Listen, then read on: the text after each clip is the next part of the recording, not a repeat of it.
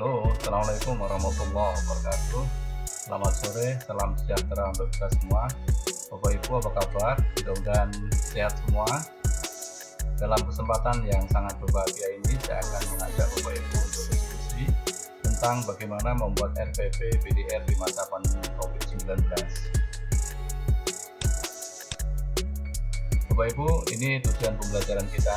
Bapak Ibu nanti diharapkan bisa membuat RPP yang fokus pada life skill, mengintegrasikan KD lintas mapel, baik dalam metode daring, luring, maupun kombinasi, sesuai dengan ketersediaan media dan sumber belajar yang ada.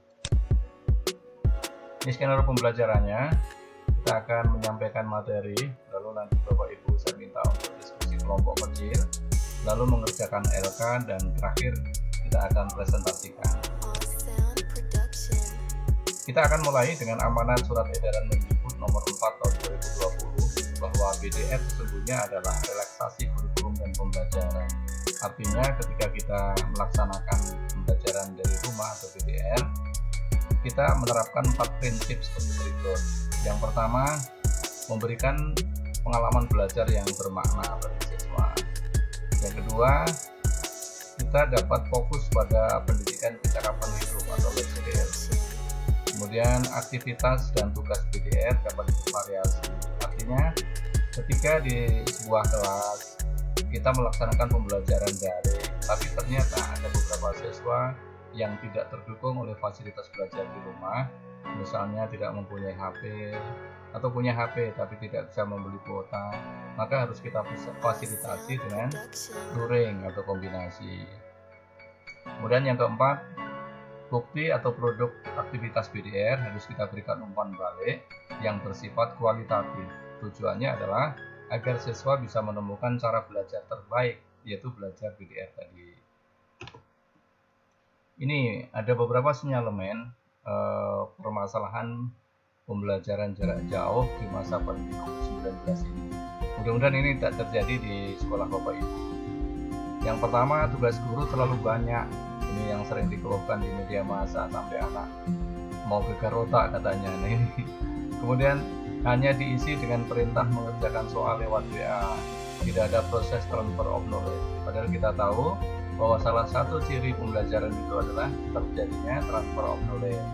Tidak ada umpan balik dari guru, jadi siswa yang sudah berdarah-darah mengerjakan tugas itu ternyata setelah dikumpulkan tidak diberikan umpan balik. Lalu belum memilih KD esensial atau mengintegrasikan KD lintas mapel. Ini seperti disarankan oleh Pak Hamid Muhammad bahwa di dalam pembelajaran jarak jauh masa COVID-19 ini kita bisa memilih KD esensial atau mengintegrasikan beberapa KD yang ada di mapel kita dengan KD di mapel lain, diajarkan secara terintegrasi. Kemudian ada juga yang menganggap bahwa belajar di rumah itu seperti libur. Nah, ini juga anak-anak saya juga begitu ini. Itu berikutnya, tidak pernah berpikir, sekolah tidak pernah berpikir akan belajar secara online, sehingga kurang siap lah. Nah, sekarang yang dipertanyakan adalah bagaimana sih merancang RPP di masa pandemi COVID-19? Apa metodenya? Daring, luring, atau kombinasi? Bagaimana mengintegrasikan KD lintas mapel? Lalu bagaimana membuat RPP-nya? Cuma ingat, apapun cara pembelajarannya, daring, luring, atau kombinasi, siswa harus mendapatkan pembelajaran yang bermakna. Ini beberapa pertimbangan dalam menentukan metode BDR, daring, luring, atau kombinasi. Yang pertama, adanya jaringan internet.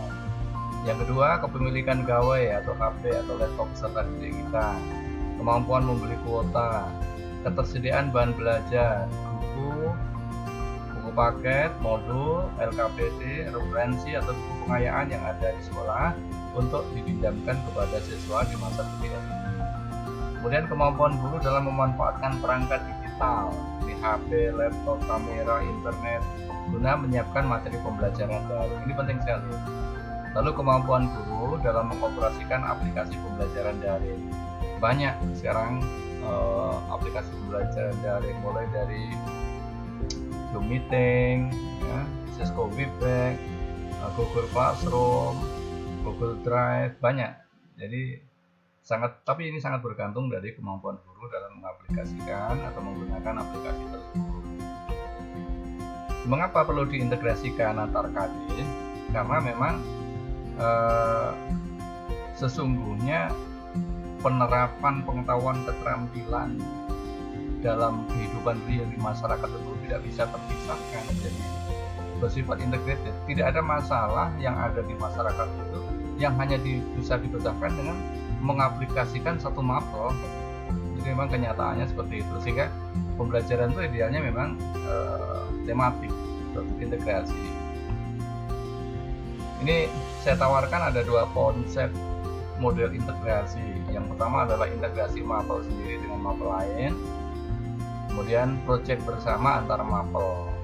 Misalnya ketika kita akan membuat poster, kita identifikasi ternyata di bahasa Indonesia ada KD tentang membuat poster, kemudian di seni rupanya ada juga KD membuat poster. Di IPA ada, meskipun tidak menyebutkan poster, tapi bisa juga diwujudkan dalam bentuk poster. Ini saya buatkan contoh satu RPP yang mencoba mengintegrasikan 3 mapel, yaitu bahasa Indonesia, IPA, dan matematik. Misalnya di kelas 8. Kenapa di kelas 8 atau di SMP? Karena memang kalau di SD sudah nggak asing lagi. Jadi tematik di SD itu sudah dari dulu. Tapi kalau di SMP, SMA, nah ini yang kita akan cobakan sehingga nanti di masa pandemi ini pembelajaran untuk beberapa KD bisa diintegrasikan. Ini contohnya misalnya bahasa Indonesia di kelas 8 KD 3 mengidentifikasi jenis saran, ajakan, arahan, dan pertimbangan tentang berbagai hal positif atas permasalahan aktual dari teks persuasi, lingkungan hidup, kondisi sosial, dan atau keragaman budaya yang didengar dan dibaca. Kemudian di IPA, menganalisis sistem pernapasan pada manusia dan memahami gangguan pada sistem pernapasan, serta upaya menjaga kesehatan sistem pernapasan.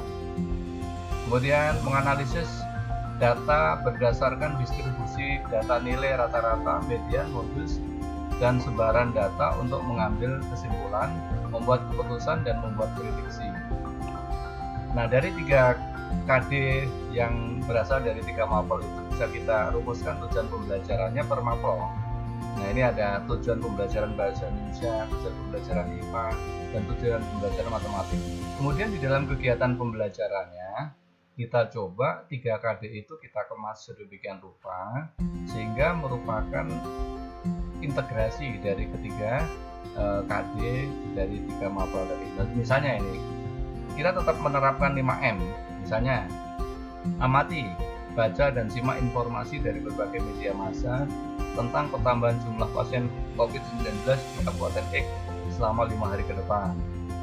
Amatilah atau baca dan simak bagaimana gejala gangguan pernapasan pasien yang disebabkan oleh terinfeksi COVID-19. Nah, ini dari M pertama. Kemudian tanyakan pada orang di sekitar Anda, petugas kesehatan jika mungkin, untuk melengkapi data dan informasi yang diperlukan. M yang kedua ini. Lalu catat jumlah penambahan pasien COVID-19 di setiap hari selama 5 hari.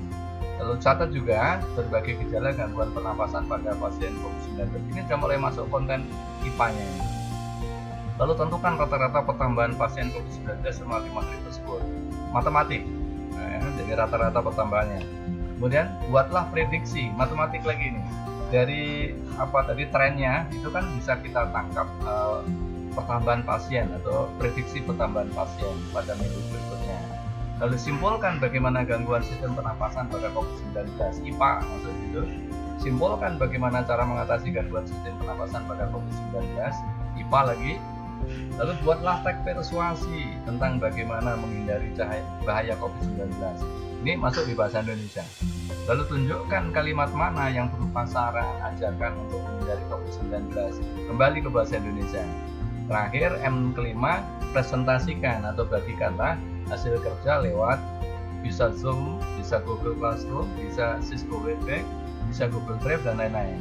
Intinya M yang kelima tetap dilakukan supaya mendapat masukan dan saran dari guru maupun dari kawan-kawan. Lalu bagaimana sistem penilaiannya? Nah, penilaiannya untuk penilaian sikap kita bisa minta siswa untuk mengirimkan video atau foto praktek penerapan 5M ketika mereka kerja di rumah mengerjakan tugas yang kita berikan itu. Nah, berdasarkan video dan foto yang mereka kumpulkan itu, kita bisa mendeskripsikan atau mengisi jurnal penilaian sikap kita. Kemudian untuk nilai pengetahuan bisa penugasan terstruktur, dan nanti dipandu dengan LKPD. Kenapa tidak ada penilaian keterampilan? Karena tadi KD-nya kepala 3, KD pengetahuan. Nanti kalau KD 4 baru nanti kita ada penilaian untuk sikapnya. Nah, berdasarkan contoh itu, kalau kita simpulkan, tahapan penyusunan RPP integrasi MAPEL itu seperti ini. Pertama, diskusi bersama guru MAPEL di awal semester. Ini timing yang tepat, ini awal semester. Lalu mengidentifikasi KD esensial, KD-KD mana yang esensial. Lalu mengidentifikasi KD yang bisa diintegrasikan dengan KD MAPEL lain. Lalu menentukan tema yang memayungi integrasi KD. Menentukan model integrasi. Ingat tadi kita contohkan ada 2 model integrasi, kita bisa pilih salah satu di antaranya. Lalu membuat RPP bersama, artinya bersama antara guru MAPEL 1, guru MAPEL 2, guru MAPEL 3. Nah, lalu RPP itu kita buat sesuai dengan surat edaran Mendikbud, di mana RPP terdiri atas 3 bagian utama, yaitu tujuan, kegiatan belajar, dan penilaian. Itu cukup 1 halaman.